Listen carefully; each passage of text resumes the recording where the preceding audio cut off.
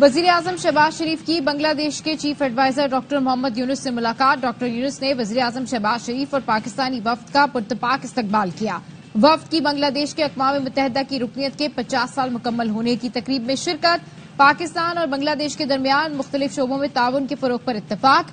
पाकिस्तान और बांग्लादेश के दो तरफा ताल्लुकात को वुसअत देने के हवाले से गुफ्तगू।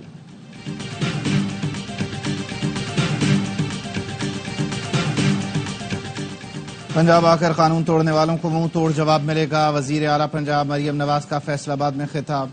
अली अमीन गंडापुर को मुखातिब करके कहा, मुझ पर जुबानी जुमले कसने और गालियां निकालने वाले कौम के बच्चों को क्या दर्ज देंगे। बैरिस्टर सैफ कहते हैं, अली अमीन गंडापुर मरियम के हवास पर सवार हैं। और ये तासुर देना कि बलोच खवातीन अपनी मर्जी से खुदकुश हमला करती हैं सरासर झूठ है। दहशतगर्द उन्हें वरगलाते हैं। बदकिस्मती से मैं ऐसे अनासिर के साथ रही जिन्होंने मुझे सही रास्ते से भटकाया। तुर्बत से गिरफ्तार खुदकुश बमबार अदीला बलोच की वालिदैन के साथ मीडिया से गुफ्तगू। मरियम नवाज की तकरीर अली अमीन के जिक्र के बगैर नामुकम्मल होती है। मरियम बताएं, पंजाब में जलसा करना दहशतगर्दी है। फस्तायत के रिकॉर्ड नून लीग तोड़ रही है और दहशतगर्द हमें कहा जा रहा है। मॉडल टाउन के मुजरिमों को कोई हक नहीं कि दूसरों को दहशतगर्द कहें। मुशीर इत्तलात खैबर पख्तूनख्वा बैरिस्टर सैफ का रद्द-ए-अमल। कहा, अली अमीन गंडापुर फिर पंजाब आ रहे हैं। उन्हें जाली मुकदमात की कोई परवाह नहीं। जलसा करना हमारा जमहूरी और आईनी हक है। वजीर आला पंजाब मरियम नवाज से कच्चे के डाकू नहीं संभल रहे। लगता है डाकुओं की कार्रवाई में भी ये शराकतदार हैं। मालम जब्बा धमाके के दहशतगर्दों को अंजाम तक पहुंचाएंगे। गवर्नर खैबर पख्तूनख्वा ने काफिले में शामिल 12 सफीरों को खत लिख दिया। दहशतगर्दी के वाक़े की मजम्मत, पुलिस एहलकार की शहादत पर अफसोस का इजहार। फैसल करीम कुर्दी ने कहा, सफीरों को जल्द गवर्नर हाउस बुलाकर सूबे का पुरअमन चेहरा दिखाएंगे। मेहमानों को पुरअमन और सेहत अफजा माहौल देने के लिए पुरअज़्म हैं। मुशीर इत्तलात KP बैरिस्टर सैफ कहते, वफाकी हुकूमत ने सिफारतकारों की आमद की इत्तला नहीं दी थी। अपनी नाअहली सूबाई हुकूमत पर डाल रही है। मालम जब्बा धमाके की तहकीकात कर रहे हैं। कमेटी कायम कर दी। इलेक्शन कमीशन के 2 मेंबरान ने सुप्रीम कोर्ट के फैसले पर अमल दरामद की राय दे दी। दोनों ने कानूनी टीम की तजावीज से अदम इत्तफाक किया। इलेक्शन कमीशन में मखसूस नशिस्तों के मामले पर 7वां इजलास भी बेनतीजा खत्म। इलेक्शन कमीशन आज भी मामले पर इत्तफाकी राय पैदा करने में नाकाम रहा। जराये के मुताबिक इलेक्शन कमीशन कल फिर मखसूस नशिस्तों के मामले पर मुशावरत करेगा।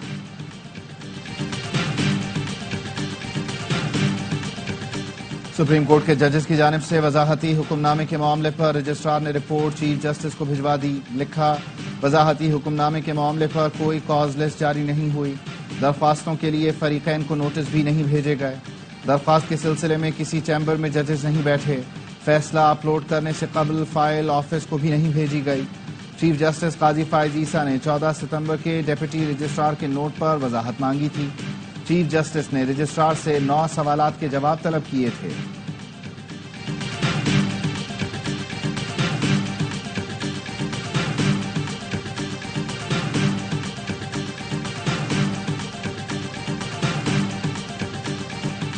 आइन से मुतसादिम फैसला देने के बाद हमारी पीठ पर चाबुक न मारें के फैसले पर अमल करें। मौसस जज भी इंसान है, उनसे भी गलती हो सकती है। हम कोई गलती करते हैं तो अदलिया इस्लाह करती है। ये तय होना चाहिए कि अदलिया से गलती हो और फैसला आइन से मुतसादिम हो तो कौन देखेगा। नून लीगी सेनेटर इरफाज सिद्दीकी की प्रेस कॉन्फ्रेंस। कहा, सुन्नी इत्तेहाद कौंसिल की दरख्वास्त थी लेकिन फैसला PTI के हक में दे दिया गया। सुन्नी इत्तेहाद कौंसिल जाने वाले अरकान ने किसी एक फोरम पर नहीं कहा कि हम PTI में जाना चाहते हैं।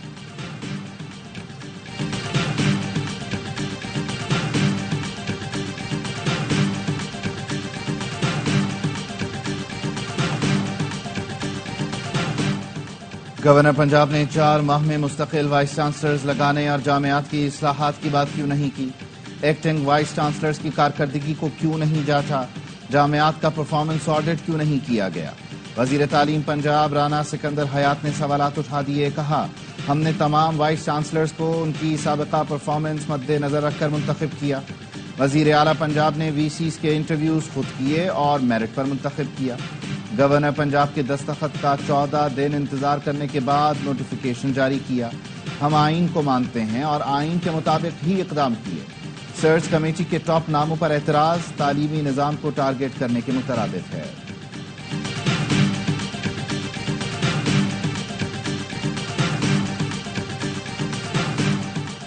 کراچی کے صارفین کو کہ الیکٹرک کی وجہ سے مہنگی بجلی مل رہی ہے. وفاقی وزیر توانائی اویس لغاری کا اعتراف. کہا کہ الیکٹرک کے مقابلے میں کوئی دوسری کمپنی کیوں نہ آئے.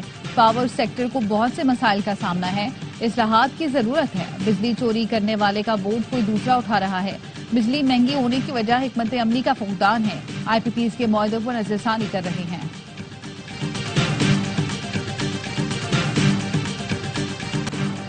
حکومت نے نان فائلرز کیٹیگری ختم کرنے کا فیصلہ کر لیا.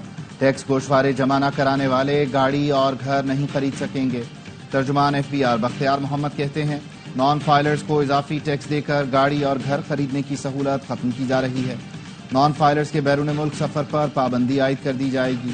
ماہانہ 50,000 روپے کما کر گوشوارے جمع نہ کرانے والے نان فائلر ہیں. نان فائلر کی سم بھی بلاک کر دی جائے گی. آئی ایم ایف سے $7 ارب کے قرض پروگرام کی آج منظوری کا امکان. انٹرنیشنل مانیٹری فنڈ کے ایگزیکٹو بورڈ کا اجلاس آج ہوگا. وزیر اعظم شہباز شریف کا کہنا ہے آئی ایم ایف کی کڑی شرائط پوری کر دی. نیو یارک میں ترک صدر سے ملاقات کے بعد میڈیا سے گفتگو میں کہا معاہدے پر چین، سعودی عرب اور متحدہ عرب امارات نے اہم کردار ادا کیا. پائیدار ترقی کے اہداف کے موضوع پر مباحثے سے خطاب میں کہا موسمیاتی تبدیلی اور دہشت گردی کے باعث ترقی پذیر ملکوں کو بہت سے مسائل کا سامنا ہے. وزیر اعظم شہباز شریف اور سیکرٹری جنرل اقوام متحدہ اینٹونیو گوتریش کی ملاقات. وزیر اعظم کا سیکرٹری جنرل کی جانب سے سربراہی کانفرنس کے انعقاد کا خیر مقدم. کہا کانفرنس ترقی پذیر ملکوں کو پائیدار ترقیاتی اہداف کے حصول میں معاون ثابت ہوگی. وزیر اعظم نے اینٹونیو گوتریش کو مقبوضہ کشمیر کی صورتحال سے آگاہ کیا.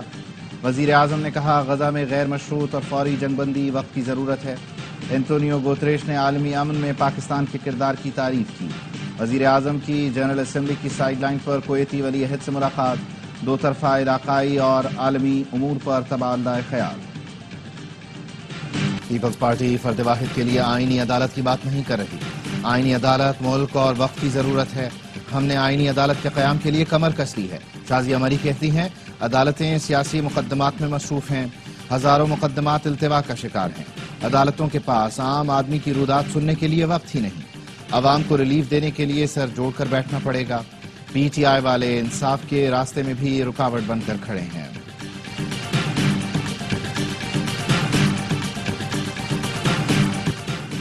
پاکستان میں معاشی نظم و ضبط کی وجہ سے معیشت بہتر ہوئی. مہنگائی 2 سال کی کم ترین سطح پر آ گئی. مزید کمی کی توقع ہے. ایشیائی ترقیاتی بینک نے آؤٹ لک رپورٹ جاری کر دی. رواں مالی سال پاکستان کی شرح نمو 2.8%، مہنگائی کی شرح 15% تک رہنے کا امکان ظاہر کیا. کہا 2025 تک ترقی کی شرح میں بہتری کا امکان ہے.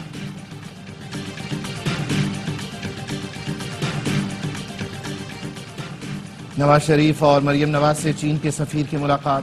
وزیر اعلیٰ پنجاب مریم نواز کی چین کے لیے خصوصی چائنا اکنامک زون قائم کرنے کی پیشکش. مریم نواز نے کہا چین کے ساتھ مل کر معاشی معجزے برپا کر سکتے ہیں. غربت کے خاتمے کے لیے چین کی مہارت سے فائدہ اٹھائیں گے. نواز شریف بولے مریم نواز بہت سے فلاحی منصوبے لا رہی ہیں. انفراسٹرکچر اور ٹیکنالوجی میں چین کے تعاون کا خیر مقدم کریں گے. پاکستان کو آئی ایم ایف کے بجائے کراچی سے معاہدہ کرنا چاہیے. وفاقی وزیر خالد مقبول صدیقی کہتے ہیں تمام تر نامساعد حالات کے باوجود کراچی وفاق کو 60 اور صوبے کو 97% ریونیو دے رہا ہے. اس طرح گھر نہیں چلتے، صوبے اور ملک کیا چلیں گے.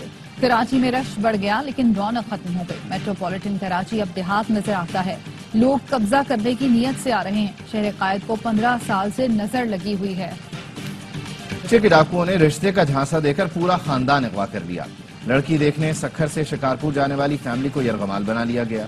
مغویوں میں 4 بچے، 2 خواتین اور 2 مرد شامل. پولیس کے مطابق مغویوں کا تعلق سکھر کے علاقے مائکرو کالونی سے ہے.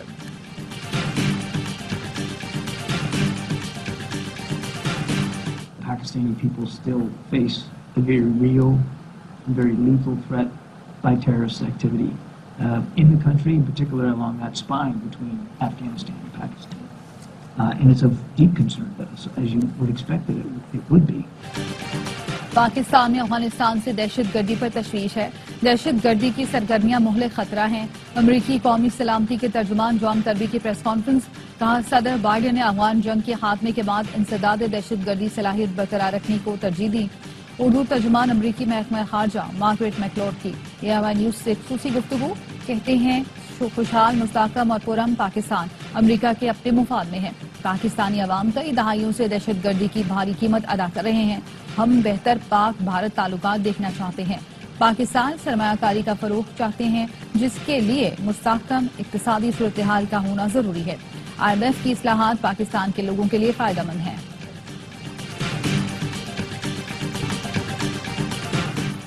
کیا لبنان کی طرح پاکستان میں موبائل فون پھٹ سکتے ہیں؟ سینٹ کمیٹی میں سوالات اٹھ گئے۔ کامل علی آغا بولے موبائل نہیں بم ہیں جو ہم سینے سے لگا کر رکھتے ہیں۔ کیا گارنٹی ہے کہ یہ دھماکے سے نہیں پھٹیں گے؟ شبلی فراز نے پوچھا کیا پاکستان میں موبائل ٹیسٹ کرنے کی کوئی ٹیکنالوجی ہے؟ یہاں سائنس اور ٹیکنالوجی کا کام تو شربت یا چار ٹیسٹ کرنا رہ گیا ہے۔ کمیٹی نے وزارت سائنس اور ٹیکنالوجی کو آئندہ اجلاس میں موبائل ٹیسٹ سے متعلق آگاہ کرنے کی ہدایت کر دی۔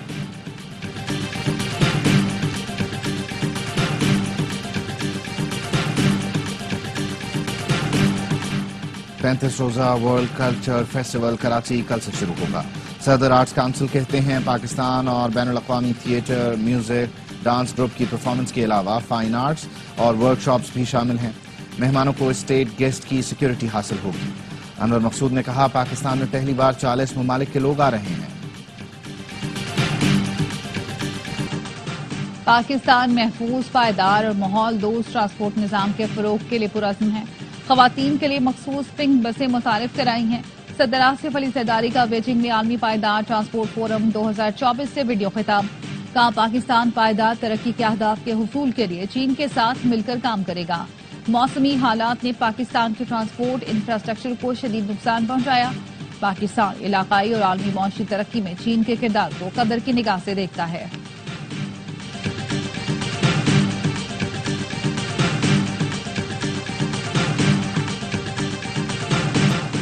پاکستان کے Asad Iqbal world 6 red snooker championship کے فائنل میں ناکام، چاندی کا تمغہ جیت لیا۔ بھارت کے چاولہ نے منگولیا میں ہونے والی چیمپئن شپ جیت لی۔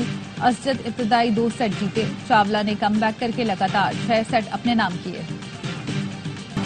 انگلینڈ کے خلاف پہلے ٹیسٹ میچ کے لیے پاکستان کے 15 رکنی اسکواڈ کا اعلان۔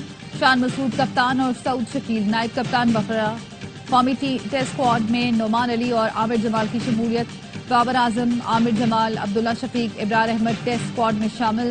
رضوان، نسیم شاہ، سائم ایوب، سرفراز احمد، شاہین افریدی اور دیگر کھلاڑی اسکواڈ کا حصہ۔ پاکستان انگلینڈ کا پہلا ٹیسٹ ملتان میں 7 سے 11 اکتوبر کو کھیلا جائے گا۔